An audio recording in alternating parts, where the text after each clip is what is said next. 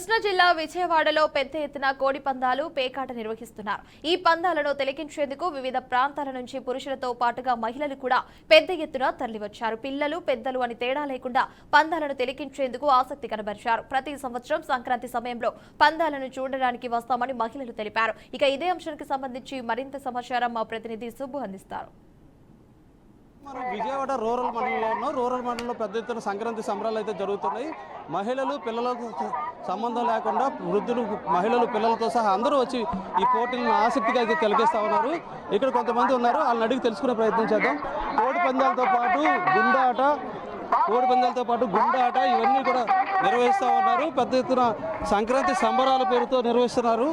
మొత్తం అంతా కూడా ఇక్కడ పెద్ద ఎత్తున ఈ పందాలు తిలకిస్తాకు వచ్చారు. వీళ్ళందరూ కూడా కోడి పందాలు, గుండాట, పేకాట ఇవన్నీ రకరకాల ఆటలు అయితే నిర్వహిస్తున్నారు. పెద్ద ఎత్తున ఒక పెద్ద ఖాళీ స్థలంలో ఈ పేకాట నిర్వహిస్తారు, మాట్లాడిస్తున్నారు. అయితే ఇదంతా కూడా పెద్ద ఎత్తున అందరూ కూడా వయసు సంబంధం లేకుండా ఇక్కడి నుంచి వచ్చారు. మేడం ఎక్కడి నుంచి వచ్చారండి? మేడం ఎక్కడి నుంచి వచ్చారు మీరు? పైడూరుపాడు నుంచి వచ్చాం.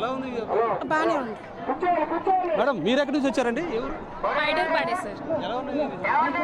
ఎవ్రీ ఇయర్ వస్తాం సార్, ఇక్కడికి వస్తాం సార్. 3 years నుంచి వస్తూనే ఉన్నాం. బాగుంది. కోడి పందాలు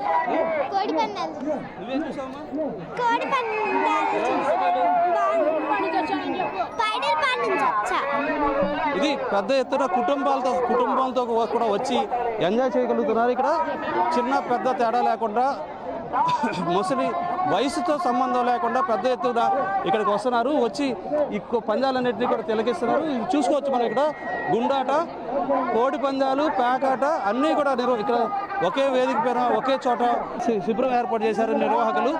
ఇదంతా కూడా పెద్ద ఎత్తున జరుగుతుంది. వివిధ ప్రాంతాల నుంచి, విజయవాడతో సంబంధం లేని ప్రాంతాల నుంచి కూడా, రాష్ట్రాల నుంచి కూడా వచ్చి ఇక్కడ ఈ పేకాటలు, గుండాట్లు అన్నీ నిర్వహిస్తూ ఉన్నారు. అయితే వేల రూపాయలు చేతులు మారుతున్నమాట వాస్తవమే, కానీ ప్రజలు ఎవరో కూడా లక్ష్య పెట్టే ఇదైతే కనపడట్లేదు, వైఖరి అయితే ఇక్కడ కనపడట్లేదు. ఇదే ఇక్కడ పరిస్థితి. కెమెరామెన్ గోపితో సుబ్బు, విజయవాడ నుంచి.